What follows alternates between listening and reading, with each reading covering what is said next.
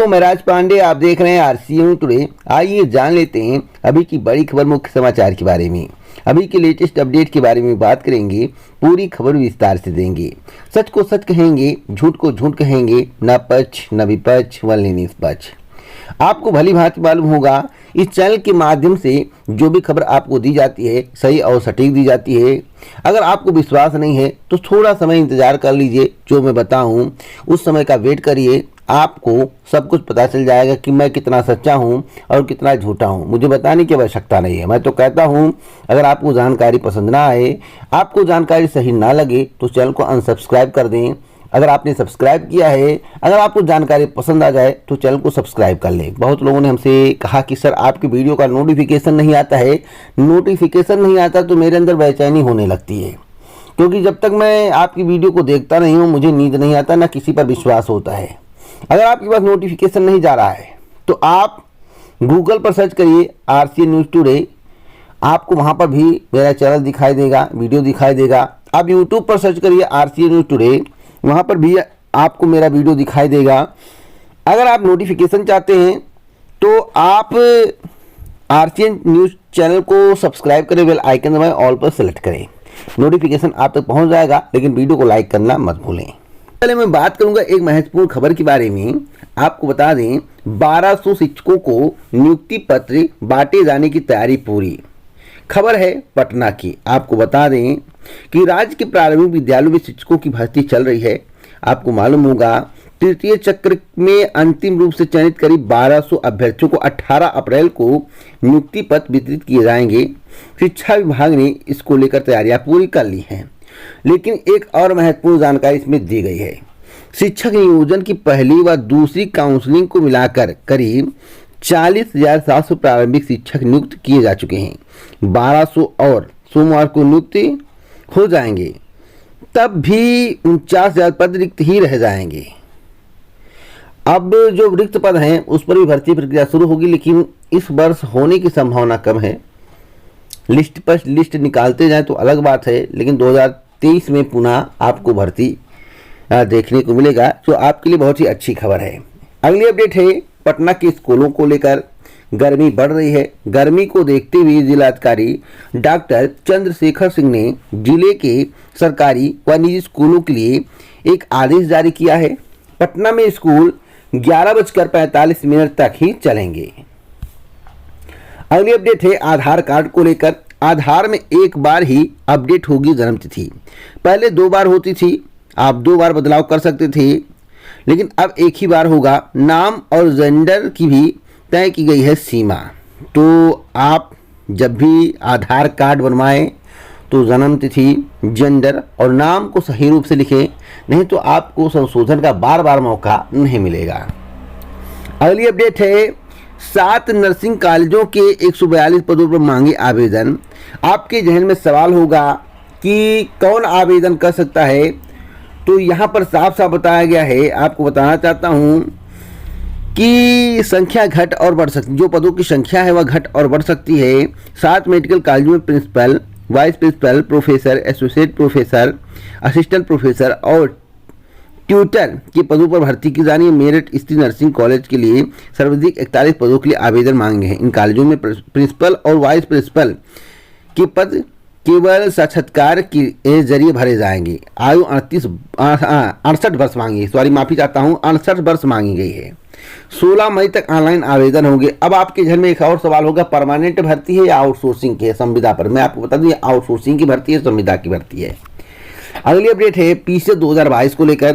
PCS 2022 के आवेदन से वंचित रह गए हजारों अभ्यर्थी। अब आवेदन तिथि बढ़ाने का अनुरोध किया गया है। आवेदन की तिथि बढ़ेगी या नहीं, इस पर अभी कुछ कहा नहीं जा सकता। ज्ञापन दिया गया है, मांग की गई है, इस पर उत्तर प्रदेश लोक सेवा आयोग को निर्णय लेना है। लेकिन हाँ, इतना मैं कह सकता हूँ कि आवेदन खूब हुए हैं। हाँ, 2021 की तुलना में कम हुए हैं, लेकिन इतना कम नहीं जितने पद थे उस हिसाब से आवेदन बहुत हुआ है। पीसीएस 2022 के लिए अब तक 5 लाख से अधिक अभ्यर्थियों ने आवेदन किया, जबकि पीसीएस 2021 के लिए 6,91,173 प्रतियोगी छात्रों ने फॉर्म भरा था। छात्रों की शिकायत पर परीक्षण कराएंगे, इसके बाद आयोग इस विषय पर निर्णय लेगा, ऐसा जगदीश का कहना है। जगदीश जो है उत्तर प्रदेश लोक सेवा आयोग के सचिव हैं, तो वेट कर लीजिए, 2 से 4 दिनों में निर्णय आ जाएगा। अगली अपडेट है बिजली संकट को लेकर। कोयले की किल्लत से बिजली संकट के आसार। मैं आपको बता दूं, बिजली संकट केवल यही नहीं, हर जगह पर है, उत्तर प्रदेश में खासकर है। और उत्तर प्रदेश में ऐसी स्थिति आ गई है कि ग्रामीण क्षेत्रों में रात भर आज बिजली नहीं थी। मैं जानकारी कलेक्ट किया हूँ, रात भर बिजली नहीं थी। रात 11 बजे बिजली कटा है और सुबह जो है लगभग 5 या 6 बजे आया है। तो बताइए, ऐसी स्थिति ग्रामीण में देखने को मिल रही है। सरकार कहती थी कि हम 18 घंटे बिजली देते हैं, लेकिन दिन में भी बिजली नहीं रहती है, रात में बिजली नहीं रहती, बिजली की बहुत किल्लत है। चुनाव जब समाप्त हो जाता है तो सारा वादा धरा का धरा रह जाता है। जब चुनाव नज़दीक होता है तो बिजली भी आती है और वादे भी किए जाते हैं। वादे कितने पूरे होते हैं यह आप सभी को देखना चाहिए। तो आप ग्रामीण क्षेत्र के हैं तो आप जरा कमेंट करके बताइएगा कि ग्रामीण क्षेत्र में बिजली कितनी आ रही, कितने घंटे आ रही है। आपकी राय, आपका जवाब हमारे लिए बहुत ही महत्वपूर्ण है और आपकी राय के आधार पर अगला वीडियो मैं बनाऊंगा। अगली अपडेट है इलाहाबाद विश्वविद्यालय की स्नातक ऑनलाइन परीक्षा मई में कराने की तैयारी चल रही है। परीक्षा कार्यक्रम को लेकर जल्द हो सकता है निर्णय, तो वेट करिए, मई से परीक्षा शुरू हो सकती है। अगली अपडेट है क्रीमी लेयर को लेकर 10 लाख रुपए हो सकता है ओबीसी क्रीमी लेयर का दायरा। सुझाव देने के लिए मंत्रालय ने गठित की उच्च स्तरीय समिति। प्रत्येक 3 साल में बदलाव का प्रावधान। 2017 में 6 से 8 लाख की गई थी आय की सीमा, अब इसे बढ़ाकर 10 लाख करने की तैयारी। अगली अपडेट है प्रथम वर्ष के फॉर्म 20 तक और फाइनल के 23 तक। मैं आपको बता दूं, विश्वविद्यालय ने बीएड प्रथम वर्ष की अंतिम तिथि बढ़ाई है। बीएड फाइनल के फॉर्म भी 23 अप्रैल से ऑनलाइन भरे जाएंगे। खबर है मेरठ की, चौधरी चरण सिंह विश्वविद्यालय की मैं बात कर रहा हूं। अगली अपडेट है जल्द जारी होगी रीट लेवल 1 की फाइनल कट ऑफ। 15,500 पदों पर मई में मिलेगी नियुक्ति पत्र। तो कटाफ कब जारी होगा, तो इसी महीने के लास्ट तक कटाफ जारी करने की तैयारी चल रही है।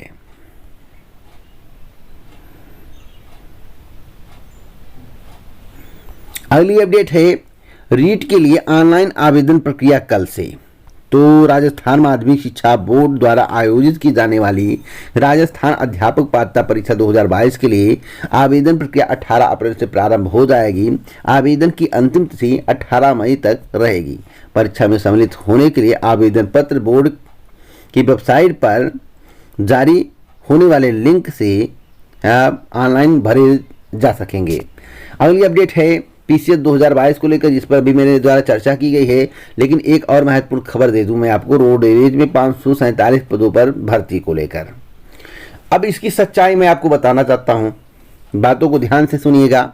आज जानकारी कलेक्ट करने के बाद पूरा पुष्टि कर दूंगा।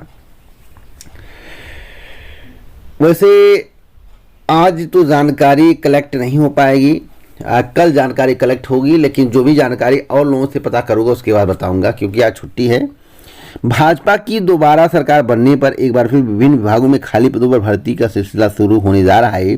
इसी क्रम में परिवहन निगम में बसों की मरम्मत करने संबंधित खाली पदों पर भर्ती होगी। इसके लिए शासन ने परिवहन निगम प्रशासन से खाली पदों का ब्यौरा मांगा है, जिसमें स्टेशन इंचार्ज समेत 4 विभिन्न 547 खाली पदों पर नियमित भर्ती का ब्यौरा शासन को भेजा गया है। भर्ती कहाँ से होगी, किस जगह से होगी, तो संभावना ज़्यादा है कि उत्तर प्रदेश अधीनस्थ सेवा चयन आयोग के माध्यम से भर्ती कराया जाए। तो क्या भर्ती इस वर्ष आएगी, यही जानकारी कलेक्ट करना है और जानकारी कलेक्ट करने के बाद मैं आपको दूंगा, क्योंकि इसमें लिखा हुआ है कि जानकारी के अनुसार शासन ने बार फिर मृतक आश्रितों का ब्यौरा मांगा है, जिसमें परिवहन निगम ने भेज भी दिया है। इस भर्ती का लक्ष्य शासन की ओर से 100 दिन रखा गया। देखिए 100 दिन की योजना चल रही है, मैं इसे योजना से कम नहीं कहूँगा, क्योंकि योजना चल रही, योजना सफल होती या नहीं या तो आपको पता चल जाएगा 100 दिनों के अंदर। आप काउंट करते रहिए दिन। लेकिन मैं आपको बता दूं कि जो आपके जहन में सवाल है कि भर्ती कब तक होगी, विज्ञापन कब आएगा, इसके संबंध में जानकारी कलेक्ट करने के बाद मैं आपको दूंगा। ऐसे समाचार पत्रों को पढ़ने के बाद मैं आपको जानकारी नहीं दूंगा, तो आप थोड़ा वेट कर लीजिए, सही जानकारी आपको मिल जाएगी। वैसे बिना जानकारी के मैं कोई जानकारी नहीं देता हूं। तो देखिए, उत्तर प्रदेश में भर्तियों की बौछार समाचार पत्रों में हो रही है। उत्तर प्रदेश में भर्तियों में बौछार समाचार पत्रों में हो रही, समाचार पत्र में जमकर भर्तियां आ रही हैं, लेकिन पटल पर अभी दिखाई नहीं दे रही है। तो पटल पर कब तक दिखाई देगा और 100 दिन का लक्ष्य पूरा होगा या नहीं, जो कहा गया है मुख्यमंत्री जी के द्वारा, इसमें कितनी सच्चाई है, जानकारी कलेक्ट करने के बाद इस चैनल के माध्यम से आपको सबसे पहले जानकारी दी जाएगी, इसलिए आप हमसे जुड़ सकते हैं। तो इसी प्रकार की ऑथेंटिक जानकारी के लिए चैनल को सब्सक्राइब करें, बेल आइकन दबाएं, ऑल पर सेलेक्ट करें। जय हिंद, जय भारत, नमस्कार।